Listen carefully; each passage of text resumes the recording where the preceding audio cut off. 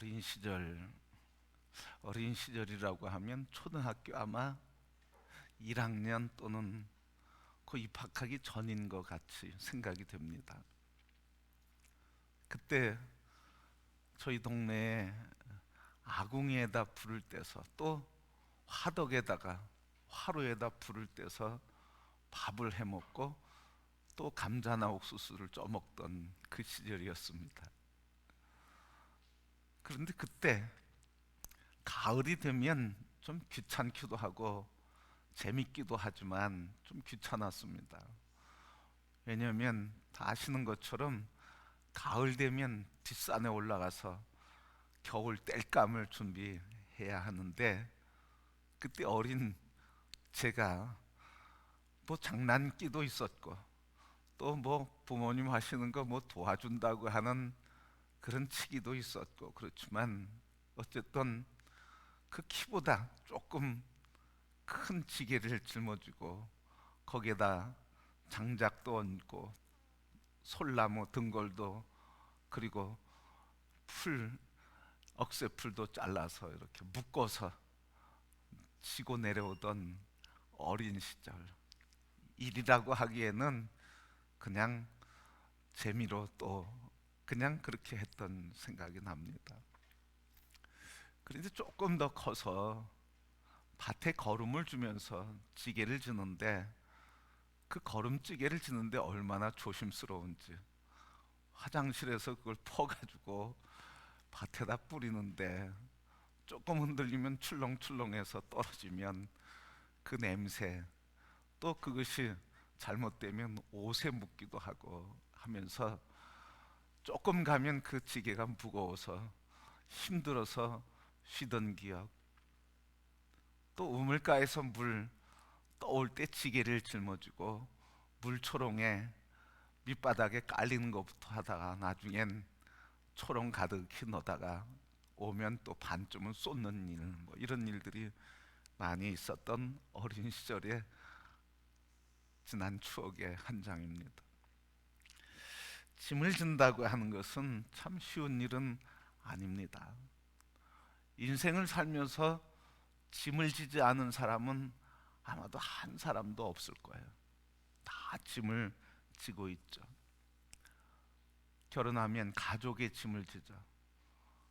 가정을 지켜야 되고, 자녀를 낳으면 자녀를 양육해야 되고 하는 가족의 짐. 또 목사니까 목회하면서 목회의 짐이 또 무거운 짐이었습니다. 뿐만 아니라 재정의 짐도 있었고, 그런가 하면 늘 마음에 기쁨보다는 무거운 마음의 짐도 있었습니다. 돌아보면 그 모든 짐들이 쉬운 짐만은 아니었다, 그렇게 생각을 합니다. 그 순간에는 그 짐 하나하나 때문에 많이 힘들었고 고민도 했고 아파도 했고 눈물도 흘렸던 짐들이죠. 근데 그것이 무거운 짐인 줄 알았는데, 그런데 정말 어려운 짐이 있더라고요. 목회하면서 보니까 어려운 짐이 있더라고요. 무슨 짐이냐면 부흥의 짐. 기도하고 말씀 보고 또 작정기도 하고 처리하고 금식기도 하면서 어떻게 하든 교회를 부흥케 하기를 원하는데, 그렇게 교회 부흥이 더딘 모습을 보면서 부흥의 짐이 얼마나 큰지, 그래서 프로그램도 많이 해보고 성경 가르쳐도 보고 뭐 이런 것 저런 것 목회에 도움이 된다, 교회 성장에 도움이 된다고 하면 열심히 쫓아다니고, 그래서 부흥의 짐을 어떻게 털어볼까, 그런 부흥의 짐을 짊어지고, 그리고 그것이 참 무거운 짐이구나 하는 생각도 하게 됐습니다. 그런가 하면 무거운 짐 중에 무거운 짐이라고 할 수 있는 또 다른 게 있는데, 내 속사람이 내 마음먹은 대로 되지 않고 변화되지 않는다고 하는 이런 변화의 짐.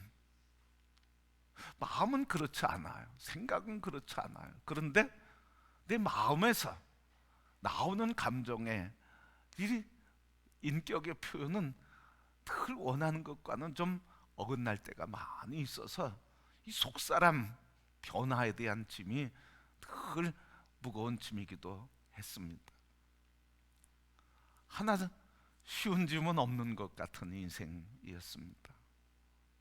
그런데 어느 순간에는 이것도 별로 큰 짐은 아니구나 하는 생각을 하게 됐습니다. 그것보다 더 무거운 짐, 비교할 수 없는 가장 무거운 짐 중에 짐이 있다고 하는 걸 깨닫게 됐는데, 그게 바로 죄의 짐이구나. 이 죄의 짐은 파괴성을 갖고 있습니다. 그래서 이 죄 때문에 결국은 에덴의 동산에서 이 범죄한 죄 때문에 하나님의 관계가 깨어지고, 사람과의 관계가 깨어지고, 자연과의 관계가 착취의 대상으로 파괴의 대상이 되며 관계가 깨지고 질서가 교란되게 되었습니다. 그러니까 오늘 우리의 짐 중에서 가장 무거운 짐이라고 할 수 있는 것은 바로 우리에게 있는 죄의 짐이라는 거예요. 왜? 다 무너뜨리고 깨어뜨리기 때문에. 이게 해결되지 않으면 육체가 건강한 것도 소용이 없습니다. 마음이 평안한 것도 소용이 없습니다. 이 영적인 문제, 죄의 문제가 해결되지 않으면 육의 문제도, 혼의 문제도 다 병이 들기 때문에 그렇습니다. 폴추니에라고 하는 아동 소아과 박사가 10여 년 동안 역학추적 조사를 한 당신 병원에서 임상 역학추적 검사를 하면서 발견한 게 있는데, 자기 병원에 찾아온 사람들의 모든 육체의 질병을 가지고 온 사람들의 대부분 사람들은 육체의 질병은 마음의 병을 갖고 있었다. 그런데 마음의 병을 갖고 있는 사람들을 살펴보니까 대부분이라는 거예요. 영적인 문제를 갖고 있었다. 그렇게 얘기를 하고 있어요. 그러니까 결국은 우리의 삶에 참 무거운 짐은 뭐예요? 영적인 문제라는 거예요. 그 영적인 문제 중에 무거운 것은 뭐예요? 주님의 짐은 가벼운데 우리 짊어진 짐은 너무 무겁단 말이죠. 그래서 결국 이 죄의 짐 때문에 우리의 인생이 무너지는 거예요. 오늘 이 사회가 무너지는 것 결국은 뭐 때문에 그렇습니까? 다 죄의 짐 때문에 그런 거예요. 범죄, 살인, 강간, 도적질, 사기 다 뭐예요? 죄의 짐이에요. 죄의 짐. 그런데 우리는 그렇기 때문에 그리스도인으로서 이 사회에 대한 특별한 책임이 있단 말이죠. 요즘 우리 큐티하면서 에스라를 하면서 고레스 왕이 규환시킨 사람들을 우리가 보는데, 그 사람들이 다 제사장이에요. 그 사람들이 다 예배의 사람들이에요. 그걸 보낸 이유가 뭡니까? 포로로 잡혀간 그 사람들을 하나님께서 무너진 예루살렘을 바라보면서 제사장과 예배하는 예배의 사람들을 보내셔서 제사장적인 삶, 제사장 나라로 세우는 거룩한 사명을 감당하라고 보낸 거예요. 파송받은 거죠. 그러니까 오늘 이 시대 죄로 인해서 파괴되고 무너져가는 인간성과 사회, 부패한 이 사회의 모습은 바로 오늘 우리에게 고레스 왕을 통해서 포로 잡혀갔던 그 남은 자, 이 땅에서 부유하고 안정된 삶을 살았지만 그러나 그들이 그 안정된 기반을 다 떨쳐버리고 주님께서 제사장 나라의 사명을 감당하라고 예루살렘으로 가서 성전을 재건하라고 할 때 그들은 안정된 삶의 터전을 다 내려놓고 4만 7천여 명이 예루살렘으로 가서 제사장적 사명을 감당하는 성전을 재건하는 일을 했어요. 이스라엘의 이야기가 아니라 오늘 이 시대에 우리에게 주신 말씀 아니겠습니까? 오늘 이 시대에 우리가 이 땅에서 안정된 삶을 살고 불안정한 삶을 살든지 관계없이 하나님께서 우리를 불러주신 제사장 나라로서의 왕같은 제사장의 사명을 감당하는 자로서 하나님께서 이 땅을 하나님을 예배하는 예배의 공동체와 거룩한 예배당과 성전을 세워가고자 하는 그 부르심으로 고레스를 통해서 보냄받은 자라고 하는 사실. 그래서 오늘 이 땅의 문제는 죄의 문제인데, 그 죄의 문제를 해결하기 위해서, 그래서 죄의 문제는 죄로, 이 사회의 문제는 죄의 문제라고 하는 것을 우리가 깨닫고 예수 그리스도, 오늘 죄의 문제를 해결할 유일한 자를 전함으로 우리가 이 땅에 제사장적 사명을 감당할 때 이 땅은 우리 그리스도인들로 인해서, 그래서 그리스도로 인해서 소망이 있고 생명의 기쁨과 감격을 누리는 아름다운 땅으로 변화되게 되는 줄 믿습니다. 이 사명을 우리가 갖고 있는 거예요. 세상 욕할 거 없잖아요. 세상 욕하는 건 우리 스스로 침뱉는 거예요. 그래서 세상을 욕하는 자들이 아니라, 세상을 비판하고 정죄하는 자들이 아니라, 세상의 죄를 그리스도께서 짊어지신 그 짐을 우리가 오늘 그 남은 고난의 때를 살면서 오늘 우리를 통해서 하나님께서 거룩한 나라를 세우도록 우리를 보냄받은 자, 나는 보냄받은 자라고 하는 소명을 갖고 우리의 삶을 이 땅에서 주님 보냄받은 자의 삶, 제사장적인 삶을 삶으로써 이 땅을 새롭게 가는 사명. 새롭게 하는 게 뭐겠어요? 우리가 뭐 사회운동 하겠어요? 정치운동 하겠어요? 그거 아니잖아. 우리가 하는 것은 무슨 운동이야? 복음운동이잖아. 예수의 사람, 복음을 전하고 예수의 사람, 말씀의 사람, 기도의 사람, 그리스도의 부르신 소명 갖고 인생의 부르신 사명을 갖고 살아가는 사람들을 세워서 그들로 하여금 이 땅에 주님의 통치하신 나라를 세우도록 왕같은 제사장 삶을 살도록 우리를 보내시고 우리를 그 사명 감당하도록 우리를 세워주시는 줄 믿습니다. 우리가 이 사명 가지고 살아야 되는 거예요. 사회 욕한다고 변화되는 거 아니야. 정치 욕한다고 변화되는 게 아니야. 우리가 그리스도의 제자의 삶과 왕같은 제사장의 직임을 감당함으로 우리가 있는 곳부터 정화하고, 그래서 우리 지역에 복음의 기치를 둘 때 하나님 새롭게 하시는 역사를 이루어 가시는 줄 믿습니다. 이 사회의 문제는 결국 뭐예요? 죄의 문제라는 거예요, 여러분. 죄의 문제라는 거예요. 하나님과의 관계 문제라는 거예요. 하나님과의 관계 때문에 사람과의 관계, 자연과의 관계, 사회적인 관계가 다 거기 있는 거예요. 여러분, 이런 영의 눈이 우리의 눈에 활짝 열려 우리 함께 볼 수 있기를 바라고 함께 기도하는 영적인 백성들로 다 일어나게 되기를 축복합니다.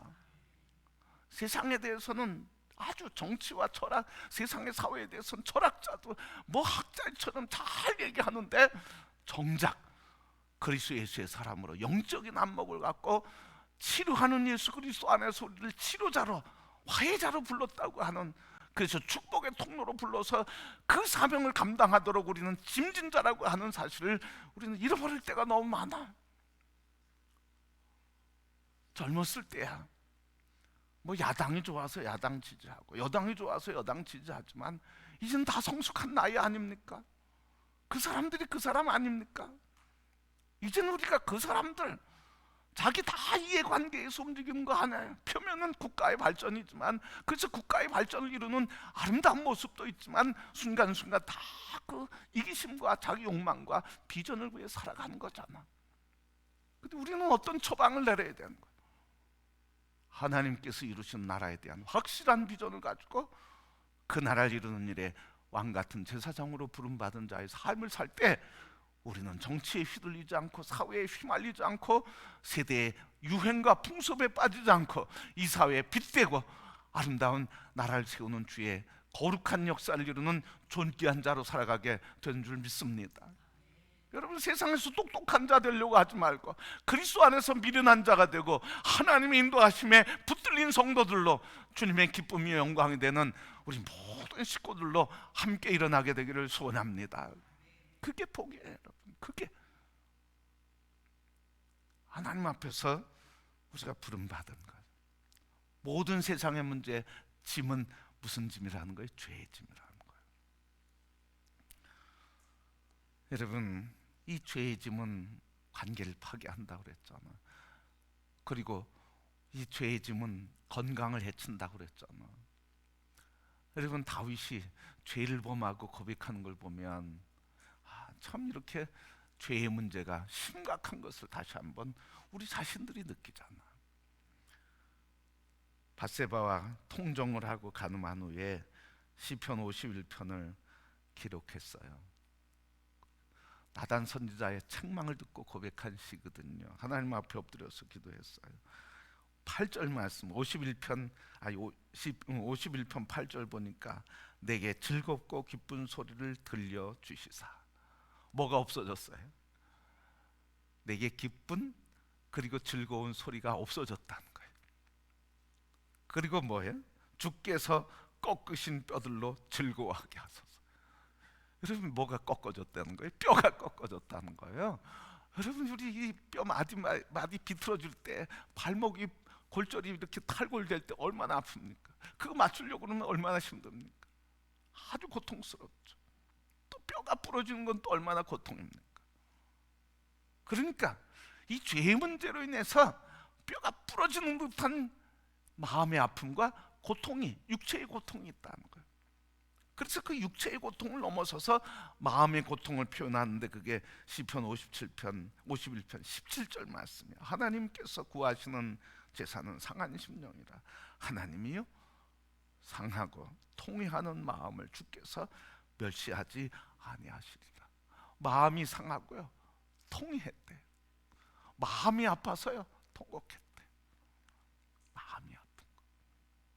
그러니까 마음도 아프고 육체도 아프고 하나님과의 관계도 깨어지고 이웃과의 관계도 깨어지고 지도력도 잃어버리게 되고 영향력도 약해지는 거예요.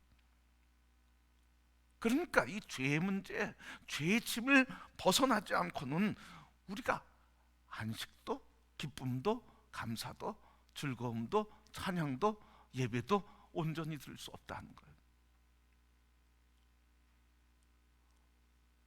오늘 우리 모든 짐을 대신 져주시는 한 분이 계시잖아. 예수 그리스도. 그분이 우리의 모든 짐을 짊어져 주셨어요. 그래서 오늘 본문 말씀, 세례 요한에게 세례를 받으려고 나올 때, 그때 세례 요한의 눈을 열어 하나님의 아들 예수 그리스도가 오는 것을 보게 하시고, 그리고 하늘에서 들려주신 음성 그대로 전하는 거예요. 그래서 오늘 본문 말씀, 세례 요한이 자기에게 나오심을 보고, 예수께서 자기에게 나오심을 보고 이르되 보라, 세상 죄를 지고 가는 하나님의 어린 양이로다. 세상 짐을 지고 가는 어린 양, 세상 짐을 짊어진 어떤 사람이라는 거예요? 지게꾼이라는 말이죠. 세상 짐을 여기 지게에 다 짊어졌어요. 그 어깨에 짊어지셨어요. 그래서 세상 죄를 지고 가는 하나님의 어린 양, 그분이 희생의 제물이 되고 화목의 제물이 되고 십자가의 피뿌림으로 인해서 그 피를 믿는 자마다 다 구원받고 다 자유하고 용서받았어. 그래서 로마서 8장 1절 2절 말씀 보니까 죄와 사망의 법에서 생명과 성령의 법이 너희를 해방시켰느니라. 여러분, 이것을 믿는 믿음으로 사는 게 우리 그리스도인인 줄 믿습니다. 이걸 믿질 않아요. 근데 너무 인간적으로 신앙생활해. 너무 인간적으로.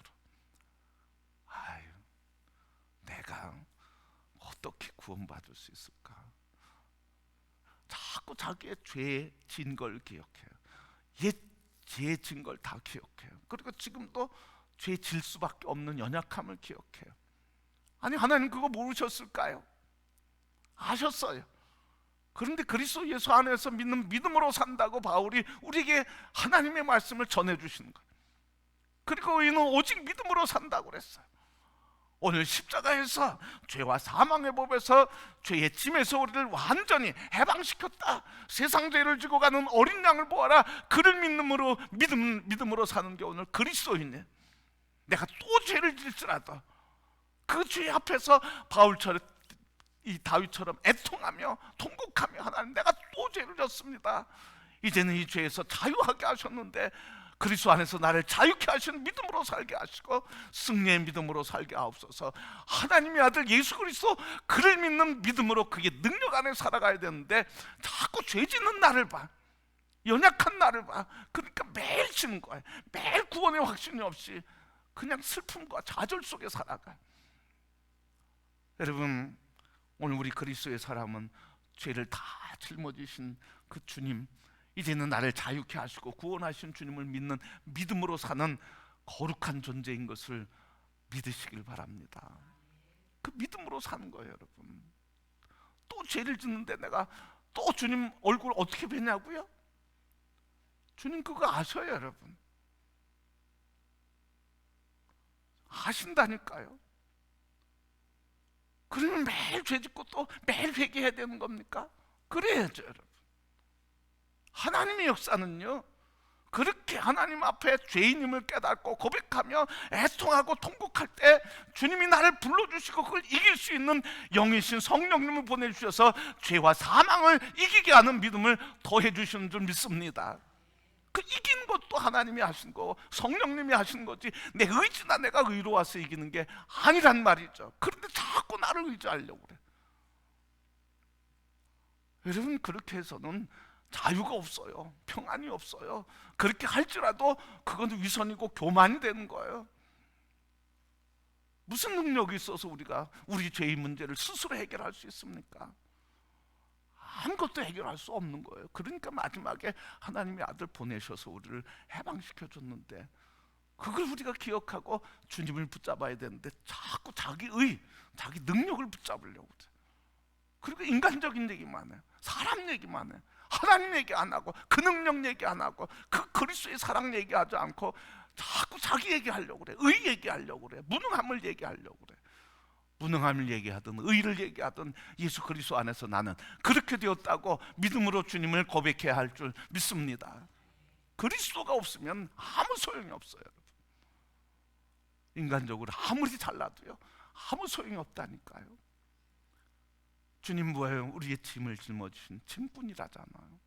스스로 하늘 보좌 버리시고 낮은 데로 오셔서 죄와 사망의 권세 당신이 짊어지시고 우리의 질병과 고통 당신이 짊어지시고 우리의 이런 아픔과 고통 당신이 짊어지시고 이제 내가 다 짊어졌으니 평안하라. 하나님과 화목해 됐으니 기뻐하라. 그렇게 십자가에서 다 이뤘다고 하시며 성령이 도와주시는데 우리는 그 성령의 도우심 받으려고 하지 않고 여전히 내 안에서 내가 주인 된 삶을 살아가려고 그래. 오늘 주님께서 말씀하셔요. 내가 너의 짐을 다 짊어졌다. 너는 내 안에서 이젠 자유자다. 여러분, 그 주님의 음성을 듣기를 축복합니다. 이젠 자유자다. 주님, 그래도 또 죄를 져요. 그래도 내가 너를 사랑한다. 또 죄를 질지라도 그 죄도 내가 용서한다. 그런데 이 죄를 고백하고 용서의 확신 가운데 있는 사람은요, 하나님께서 우리에게 내적인 성령의 내주하심을 허락하시고 믿음의 주님이 우리 안에 오셔서 자꾸 이기게 해주셔요. 여러분, 이기게 해주셔요. 주님을 의지하고 주님 자꾸 붙잡고 또 넘어졌어요. 주님 또 실패했어요. 주님 붙잡아 주세요. 주님이 능력입니다. 주님 붙잡을 때 그때 자꾸 우리를 격려해 주시고 힘 주시고 우리를 일으켜 세우시고 승리케 해 주시는 줄 믿습니다. 그래서 우리는 우리의 짐을 짊어주신 대신 모든 짐을 짊어주신 예수 그리스도를 믿는 믿음으로 사는 거예요. 이 믿음으로. 여러분, 그런데 우리 모든 죄짐 왜 이렇게 예수님이 짐꾼 되어 주셨을까? 왜 짐꾼 되어 주셨을까? 그것은 하나님께서 구원의 길이 그것이기 때문에 그래요. 이사야 53장 5절 6절 말씀, 그가 찔림은 우리에게 허물 때문이요 그가 상함은 우리의 죄악 때문이라. 그가 징계를 받음으로 우리는 평화를 누리고 그가 채찍에 맞음으로 우리는 나음을 받았도다. 우리는 다 양 같아서 그릇 행하여 각기 제 길로 갔거늘 여호와께서 우리 모두의 죄악을 그에게 담당시키셨도다. 이게 하나님의 구원 계획이에요. 근데 사람들은 이 구원을 우리의 지식을 통해서, 그래서 이 지식의 깊은 지식의 이름으로써 구원을 이루려고 그래요. 또 어떤 사람은 종교를 가져요. 종교를 가져서 위로를 받으려고 그래요. 어떤 사람은 선을 행해서 구원받고 평화를 누리려고 그래요. 그런데 여러분, 종교가 구원이 있는 게 아니에요. 종교가 구원이 있질 않아요. 선이 구원이 있지 않아요. 여러분, 마틴 루터가 이 캐톨릭이 선행 구원의 사상이 있거든요. 그러니까 이 선행을 통해서 구원받을 수 있다고 하는 이 교리 때문에 그가 무릎에 피가 흘리도록 그 시스타 성당 무릎으로 올라가고, 그러면서 무릎에 피가 나도요, 고행을 해도요, 구원의 확신이 없고 평안이 없어요. 그런데 의인은 오직 믿음으로 살리라고 하는 그 말씀 한마디에 그가 평안을 누리고, 구원은 선행이 아니라 오직 믿음이다. 그 평안을 누리게 되고, 기쁨을 누리게 되고, 감격을 누리게 됐어. 여러분, 오늘 우리의 구원 계획은 바로 예수 그리스도, 그분이 우리의 모든 죄악을 그에게 담당시킴으로 우리를 구원하신 하나님의 구원 계획이기 때문이요, 구원은 오직 예수 그리스도만 우리의 구원이기 때문에 그렇습니다. 다른 길은 없어요. 다른 길은 없어요. 여러분, 자꾸 다른 길 찾는데 다른 길은 없어요. 구원의 다른 길은 없어요. 평화의 다른 길은 없어요. 오직 예수 그리스도만 구원이십니다. 그래서 마태복음 11장 28절, 수고하고 무거운 짐진 자들아 다 내게로 오라. 내가 너희를 쉬게 하리니 내 멍에를 메고 배우라. 내 멍에는 쉽고 가벼우니라. 다 내게로 오라. 내가 쉬게 해주겠다. 여러분, 주님께 달려가셔서 쉼을 얻는 성도들이 되기를 주님의 이름으로 축복합니다.